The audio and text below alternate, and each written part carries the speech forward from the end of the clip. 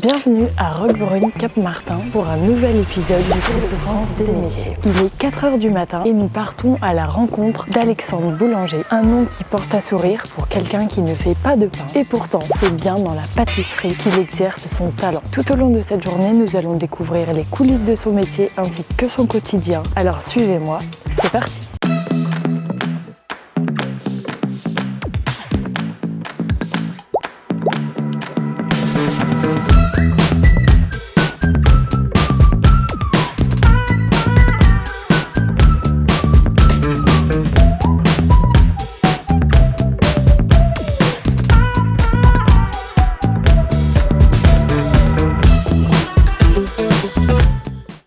On arrive devant la pâtisserie. Salut Moka. Salut! Aujourd'hui, je vais te faire visiter ma boutique, mon labo. Je vais t'accompagner avec moi dans mon métier de chef pâtissier à Roquebrune Cap-Martin. Allez, viens, je t'accompagne. Donc, je t'accueille ici dans la boutique. Aujourd'hui, on a un espace vente de 20 mètres carrés. Voilà, tout ce qui est coin, machine à café. On propose tout type de café pour mettre nos pâtisseries, nos viennoiseries, notre snacking salé et nos gâteaux de voyage. L'identité de la boutique est assez petite, mais c'est assez efficace. Sympa le logo. Merci, on a travaillé avec un designer et avec mon graphiste pour élaborer ce design autour de mon identité, Alexandre Boulanger. Donc là, je vais t'accompagner dans l'atelier et je vais te faire visiter le laboratoire. Allons-y. Donc aujourd'hui, on est sur un laboratoire assez petit, assez restreint, 40 mètres carrés, mais on arrive à tout centraliser, tout ce qui est plan de travail pour travailler avec les équipes. Aujourd'hui, sur le laboratoire, on a la partie tour parce qu'on fait nos viennoiseries, tout fait maison. De toute manière, tout ce que tu vas voir chez nous, on fait de l'artisanat. Tout fabriqué, confectionné, fait maison. On travaille du produit brut et on le transforme en produit final, tout élaboré par nos soins avec nos équipes et nos collaborateurs. Donc qu'est-ce que c'est la tenue en tant que pâtissier? Alors la tenue en tant que pâtissier, le tablier important pour pas trop salir on va dire. On n'est pas obligé de le mettre mais c'est toujours préférable. Chaussures de sécurité, dans le laboratoire c'est essentiel. Il n'y en a pas là. Si, chaussures de sécurité. Aujourd'hui on arrive à faire des chaussures de sécurité assez modernes, assez designées et sont très confortables. La veste du pâtissier, veste ou t-shirt selon préférence et après on peut démarrer, on peut attaquer. Donc du coup tu commences par quoi ta journée? Donc aujourd'hui moi la journée généralement ici j'ai une feuille de stock, c'est toutes les quantités de ce que je vais sortir aujourd'hui. Donc nous on travaille en produit semi-fini, c'est de l'artisanat, tout est fait maison, mais on ne peut pas tout faire tous les jours, tous les matins, sinon il faudrait une brigade de 30 pâtissiers et encore je ne sais même pas si on y arriverait. Généralement on fait de la mise en place les jours d'avant ou les 2 ou 3 jours avant, voire des fois une semaine avant. On travaille ensuite en surgélation. La surgélation c'est quoi? C'est une machine qui est ici. C'est comme un congélateur ou pas? Voilà, en fait ça c'est un congélateur sauf que ça s'appelle un surgélateur. Ah oui, la surgélation, c'est ce qui va nous permettre quand on vient de travailler des produits semi-finis de préparer nos produits et les faire descendre à moins 40 degrés à un espace-temps très rapide. C'est ce qui va permettre à nos pâtisseries de ne pas former des cristaux de glace et une fois qu'on aura surgelé, congelé, bien évidemment ça va décongeler automatiquement et à la décongélation on n'aura pas ce rendu d'eau que la pâtisserie va cracher en fait. On va commencer par quoi? Là je vais commencer par faire les mangos. Donc c'est les mangues en trompe-l'œil. En ce moment on travaille beaucoup sur des pâtisseries trompe-l'œil comme certains grands chefs font actuellement. Tout le monde commence à faire un peu cette identité. C'est dans l'air du temps et tout le monde surfe sur la vague et chacun a ses recettes et son identité aussi sur les trompe-l'œil. Et là on va commencer par les mangues. Ok, bah c'est parti. Donc là je sors du micro-ondes pour mes mangos, pour les glacer, un mélange temps pour temps, chocolat, beurre de cacao. C'est ce qui va permettre de faire une coque autour de la pâtisserie et de pouvoir l'enrober. Ici on a fait notre enrobage. Ici j'ai un thermomètre à sonde qui vient prendre la température laser. Donc moi pour enrober généralement je veux une température de 35-36 degrés. C'est stylé hein. Là on a quasiment la température souhaitée. Au préalable j'ai déjà sorti du congélateur les mangos que j'ai fait hier et là je vais pouvoir commencer à les glacer. Donc là j'ai tout ce qui est cellules. Donc là le process, je prends un couteau, je prends la mangue, je viens piquer. Je m'attarde pas quand je le trempe et je le trempe, je m'arrête juste ici. Je vais venir égoutter. L'excédent de chocolat beurre de cacao va venir piger instantanément. Ah ouais. C'est parce que c'est chaud? Non. Parce que le glaçage il est à 35. Là on a la mangue elle est surgelée. Du coup ça va venir Ça fait chaud froid. chaud-froid, on peut dire ça comme ça, et ça va venir figer instantanément. Et ce mélange de chocolat, beurre de cacao, temps pour temps, par exemple c'est 100 g de chocolat, 100 g de beurre de cacao, ça va venir former une coque de 1 mm autour de la pâtisserie et ça sera super fin. Et en bouche, quand on va venir croquer dedans, ça va faire le petit clac. Et ça, généralement, les clients les apprécient et ça amène le petit plus. L'étape d'après, ça sera le flocage. Le flocage, comme sur une voiture? Comme sur une voiture. Aujourd'hui, il y a plusieurs techniques de flocage. Soit on a un pistolet avec un mélange de beurre de cacao, chocolat et colorant, ou soit on fait déjà prêt à l'emploi des bombes spéciales spray velours. Aujourd'hui, nous, on n'a pas la possibilité d'avoir ce système de pistolet et de flocage. Du coup, je me fournis actuellement seulement de bombes en spray velours, beurre de cacao, pour pouvoir faire les mangues. En fait, il y a 3 étapes sur la mangue. Tu as les étapes ici du glaçage beurre de cacao au chocolat. Après, on va faire les étapes de flocage. Et en finition, on viendra tremper la mangue dans un mélange de glaçage à la mangue, transparent. Donc là, on va faire tout ce qui est spray velours. Comme je t'ai dit, nous, aujourd'hui, on prend des bons pour donner l'effet velours sur nos mangos. Donc généralement, les mangos, je commence par du orange. Après, je mets un petit coup de spray velours rouge. En fait, c'est comme si on venait peindre une voiture ou faire du graffiti. Ah ouais. Je vais retourner ma plaque et je vais faire l'effet un peu vert.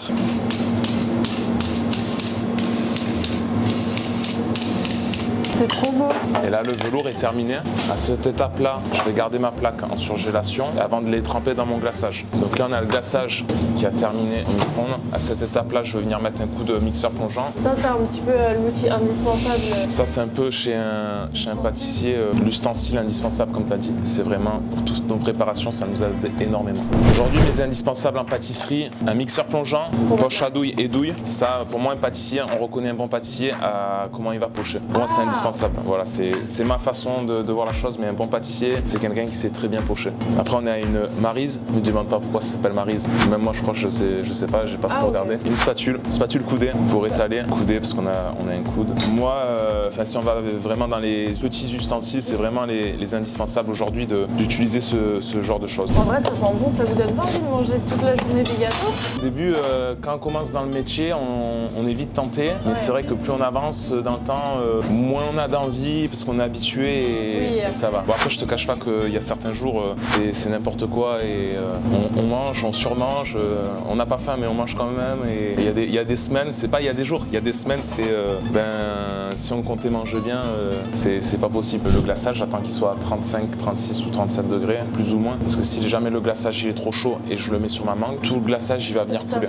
Okay. Ça va venir couler, ça va pas accrocher la pâtisserie. Okay. Du coup, c'est vrai que sur certaines pâtisseries, chaque pâtisserie est spécifique, chaque pâtisserie a ses finitions et chaque pâtisserie, il faut connaître les techniques et le pourquoi du comment. Et c'est vrai que ça, des fois, on va dire ah mais vous savez à tel moment quoi faire. C'est au fur et à mesure du travail, au fur et à mesure de pratiquer que c'est instinctif après. Et ça, du coup, tu l'apprends en études ou tu l'apprends? La plupart des choses que j'ai appris réellement, moi, c'est sur le milieu professionnel, en structure, confronté au métier. Si on vient sur mon parcours, moi aujourd'hui, j'ai passé juste un CAP pâtissier. Donc j'ai passé mon CAP pâtissier et par la suite, je suis allé travailler. J'ai travaillé plus de 15 ans sur Monaco, dans divers établissements, Palace étoilé 5 étoiles, restaurant étoilé Michelin Star, pâtisserie boutique. Toutes ces expériences m'ont permis d'avancer, d'apprendre et connaître des techniques différentes. Donc l'école, c'est bien, je suis d'accord. Il y en a. Ça te forme sur les bases. Ça forme sur peut-être les bases, sûrement, et même beaucoup. Mais rien n'est plus formateur que le terrain. Donc là, à ce stade, j'ai préparé une grille avec mes socles où je vais poser mes pâtisseries.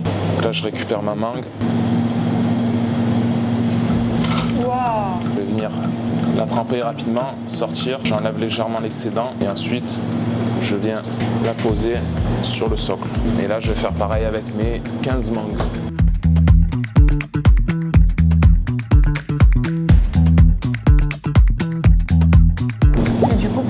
Tu as choisi ce métier?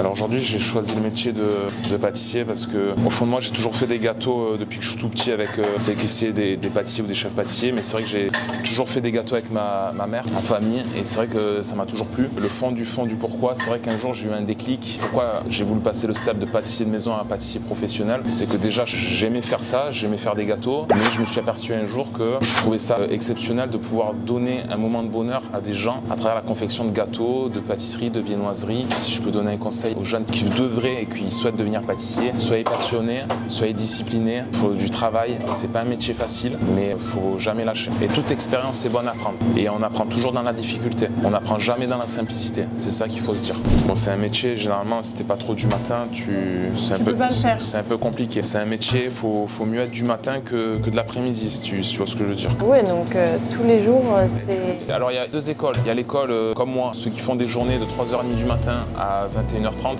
sans dormir parce que je fais pas de sieste, et t'as les écoles, ceux qui rentrent chez eux ils font la petite sieste d'une heure ou d'une heure et demie. C'est intéressant parce qu'on commence tôt, on finit généralement entre midi et 13h et tous les collaborateurs peuvent avoir une vie l'après-midi généralement. Si on fait une petite sieste, on peut vivre, on peut faire pas mal de choses.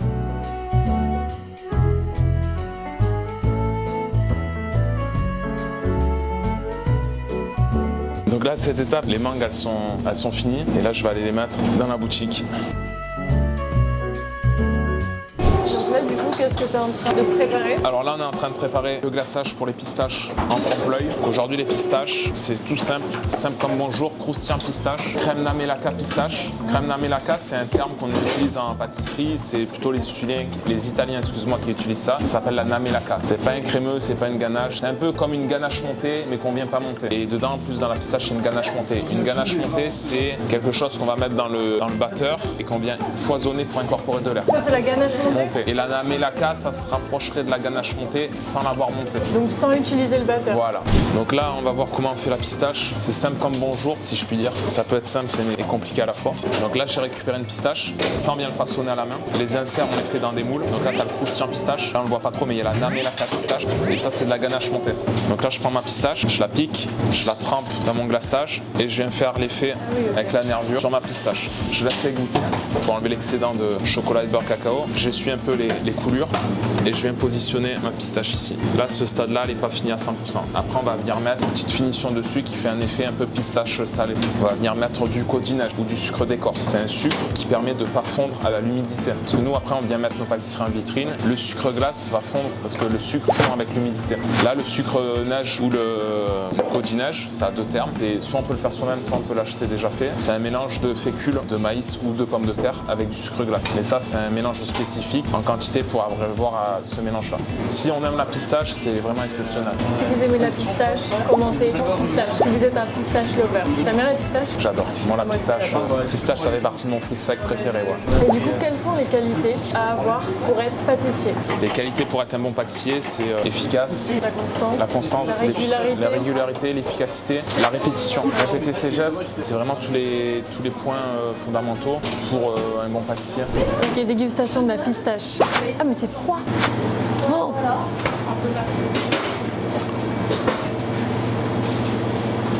C'est trop bon. Incroyable. Je vais voir l'intérieur.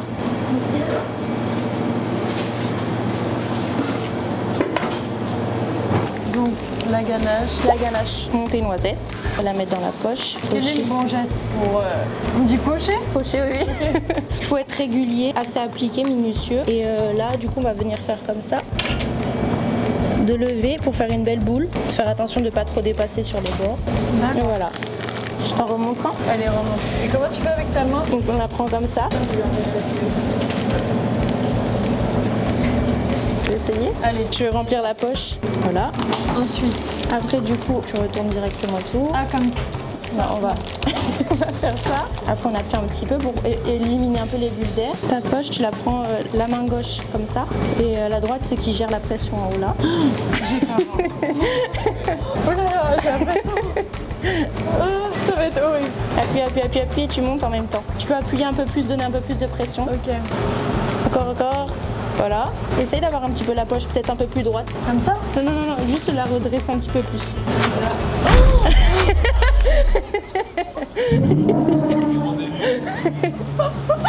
Vas-y, tu veux réessayer là? Appuie et monte en même temps. Oh, le carnage. Bah voilà. Et du coup, qu'est-ce que tu es en train de faire là? Les cacahuètes. Là, je suis en train de faire les cacahuètes trompe-l'œil. Donc, quand elles sortent de la cellule, je les trempe dans l'enrobage. Une fois que c'est bien pris, je les pose et ensuite je vais mettre un petit peu de codinage dessus pour faire l'effet un peu salé comme la pistache. Tu veux en faire une? De tremper dedans? Ouais. Allez. Tu prends juste le couteau, tu plantes et après tu poses et enfin voilà quoi. Allez. Hop. Comme ça là. Et tu la trempes dedans entièrement. Là, tu sors, tu la retournes. Oh, c'est bon. Hop. T'attends un peu que ça fige. Juste avec tes mains, tu prends délicatement sans te couper et tu peux la poser sur le cercle. Ah mince. Et là, du coup, tu fais quoi? Là, on fait les cappuccinos. On les trempe, on met dans l'enrobage. Après, on va venir les floquer, mettre de l'huile. On a un biscuit viennois, un bleu au sirop de café. On va avoir un pralin de café, un crémeux au café, une ganache montée café. C'est tout le café.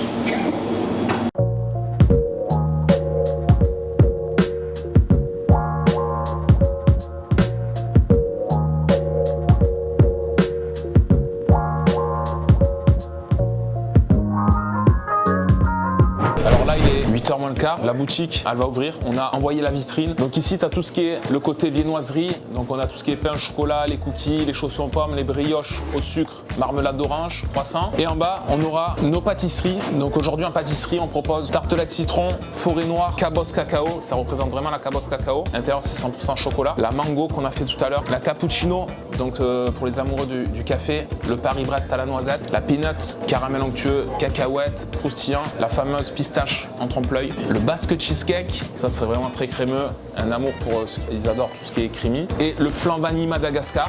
Donc là, la vitrine, elle est bookée. Là, on va attaquer nos mises en place jusqu'à à peu près 11h du matin. Donc là, avec les collaboratrices, les collaborateurs, on va attaquer tout le travail. Là, par exemple, ici, les pâtissières elles sont en train de mettre en place les cappuccinos. Donc là, on peut aller voir le travail des équipes. Donc si on regarde toutes les étapes, là, par exemple, les filles sont en train de mettre la ganache montée café dans les moules en silicone qu'on utilise. C'est pratique ça, non? Ça, c'est assez pratique et heureusement que ça existe parce que des moules en inox ou en alu ou en fer, ça serait plus compliqué. Donc ce qu'on vient faire, on met la ganache montée et après avec la spatule coudée, on vient vraiment mettre la ganache montée sur tous les rebords pour pas avoir de bulles d'air. Alors comme tu peux le voir, ici, on a sur notre partie gâteau de voyage, nos cookies, brisure chocolat, caramel onctueux, praliné à l'ancienne, noisette torréfiée. Alors là, comme tu vois, il y a un praliné à l'ancienne qu'on fait maison. Donc là, Alicia, à la torréfiée, nous fait noisette amande. On pourrait faire qu'un praliné noisette, mais c'est toujours mieux d'incorporer un tout petit peu d'amande dans nos matières de praliné. On a nos gousses de vanille déjà utilisées, on les garde, on les fait sécher et on va venir les mixer à l'intérieur pour donner un petit goût de vanille léger. On a mis légèrement un peu de fleur de sel. Tout à l'heure, Alicia elle a mis la fleur de sel. Là, elle est en train de faire un caramel. Une fois qu'elle aura fait son caramel, elle va venir le couler sur sa plaque. Et le caramel plus ça fait un praliné? Sur notre plaque, on aura caramel, fruits secs. On va laisser figer et une fois que ça sera figé, on va venir le mixer dans un gros mixeur pour pouvoir faire cette texture qu'on voit sur le cookie. Donc on différencie bien. Il y a le caramel onctueux et à côté le praliné à l'ancienne. Et donc ça, c'est pour faire le praliné à l'ancienne? Voilà, exactement. Donc là, Alicia elle a terminé de faire le caramel. Donc comme je te disais, elle va venir mettre le caramel sur les fruits secs. Wow. Et ensuite, ça va venir figer. On va attendre un quart d'heure, 20 minutes. On va le laisser gentiment reposer.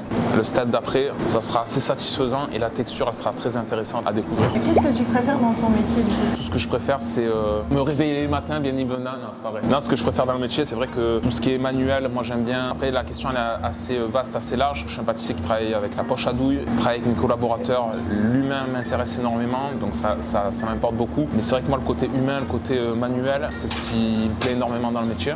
Alors du coup, qu'est-ce que tu es en train de faire là? Et ben du coup là je fonce, c'est pour les tartelettes citron. Donc on peut faire soit en bande comme ça, soit on détaille des abaisses un peu plus grandes que le cercle. Et en fait on vient rentrer la pâte dedans. Ah, et du coup ça fait un Il y a le fond, c'est ça? Alors que moi là j'ai les bandes et après je viens rajouter le fond dessus. Ici?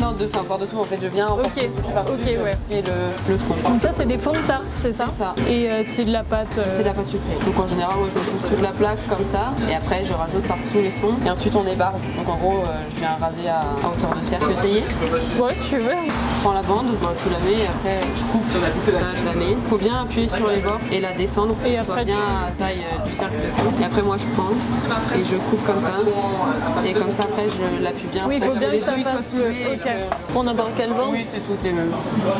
Tu prends dans ta main ou tu... Non, je laisse poser. C'est plus simple de poser. Il faut bien appuyer sur les bords. Tu vois bien, regarde, tu vois le long. Après, on Ah appuie oui, bien. ouais. Ah mince, là, du coup, faut couper. C'est ça. Là, comme ça, tu te coupes à ras Là entre les deux. Ouais.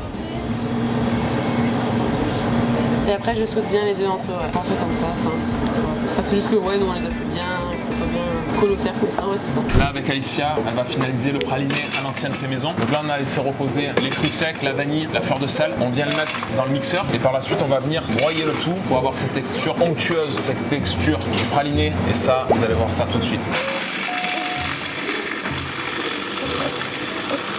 Donc là, bien évidemment, ça vient se broyer et la chimie fait que ça va se transformer en une pâte et petit à petit, ça va venir se lisser. C'est très rapide. Ça sent déjà. Là, ça fait ressortir les Ça odeurs, sent bon, hein. les arômes. On sent un peu tous ces arômes qui sont en train de ressortir. Likez la vidéo si vous aimez le praliné. Et là, voilà la texture, ça fait genre une pâte. Après, on vient le mixer plus ou moins à la texture que l'on souhaite. Nous, on ne souhaite pas non plus qu'il soit trop liquide. Ça, si on vient contrôler quand on vient le mixer, il faut l'arrêter au bon moment. C'est vraiment la texture idéale. Combien est-ce que ça gagne un pâtissier? Alors aujourd'hui, un pâtissier sorti d'école, commis pâtisserie, parce qu'on commence généralement commis en pâtisserie, on est au SMIC. Après le SMIC, ça dépend des structures et ça dépend des codes, si c'est une boulangerie-pâtisserie ou qu'une pâtisserie. Globalement, on peut tourner aux alentours de 1400, 1500 net par mois. C'est évolutif. Des évolutions de carrière. On peut vite monter à 1800, 2000 euros net par mois selon les places et selon les structures où on peut travailler. Il faut savoir qu'aujourd'hui, un chef pâtissier dans une bonne place, après je dis bonne place, c'est les grandes maisons, les grands palaces, les grandes pâtisseries boutiques, on peut aller de 5000 euros net par mois jusqu'à 10 000, voire 12 000 euros. Du coup, les équipes ont bientôt terminé la mise en place. Il est bientôt 11h. Voilà, sur le laboratoire, on va terminer. Ils vont faire un coup de nettoyage. Là, à partir de 11h, 11h30, midi, il n'y aura plus personne au laboratoire. Le déroulé des journées ensuite, les conseillères de vente sont là, accueillent les clients, conseillent la consommation de produits. Mais en gros, pour toi, le travail de pâtissier est terminé pour aujourd'hui, c'est ça? Et pour aujourd'hui, voilà, comme tu dis, Moka, le travail de pâtissier est terminé. Les équipes vont aller se reposer. Là, comme vous l'avez pu voir tous les matins, 4h, 4h30, ça commence à attaquer fort. Donc là, ça va être le repos sur le laboratoire. On va s'axer plus sur la boutique. Jusqu'à 19h. Jusqu'à 19h. Et du coup, pour accueillir tous les gourmands, un maximum de pâtisserie, un maximum de gâteaux de voyage, un maximum de plaisir. Et du coup, c'est la fin de cette vidéo. Merci Alexandre de m'avoir accueilli, de m'avoir fait découvrir ton univers, ta passion et ton métier. Merci beaucoup, ça me fait plaisir que tu sois venu. Ça m'a fait très plaisir de découvrir ton quotidien. Merci à toi. Et puis on se retrouve très bientôt pour une nouvelle vidéo à la découverte d'un nouveau métier. Ciao.